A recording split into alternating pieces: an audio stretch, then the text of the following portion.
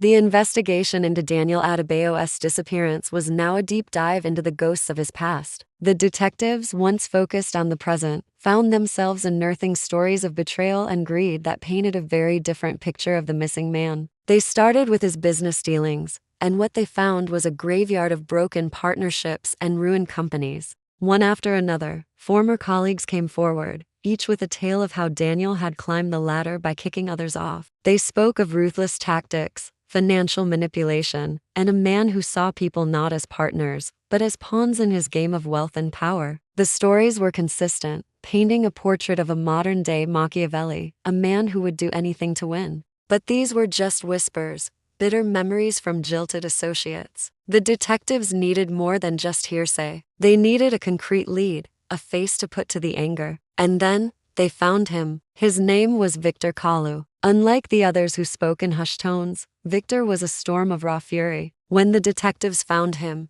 he didn't hold back. His eyes burned with a fire that had been smoldering for years. "Daniel deserves whatever happened to him," Victor declared, his voice cold and steady. He leaned forward, the words spilling out like venom. He told them how, years ago, he and Daniel were on the verge of a major breakthrough, a joint venture that would have made them both. But Daniel, driven by an insatiable greed, couldn't stand to share the glory or the profits. He framed Victor, a complex scheme involving falsified documents and whispers of corporate espionage. Victor lost everything: his company, his reputation, his life's work. The motive was practically screaming, a textbook case for revenge. But Victor had an alibi, a solid one. It seemed like another dead end. Just as the detectives were about to leave, frustrated, Victor played his final card. He smirked, a chilling, knowing look in his eyes. "You know," he said casually, just before he vanished, "Daniel was moving a lot of money. Large, untraceable sums, paid to someone. I wonder who that could be."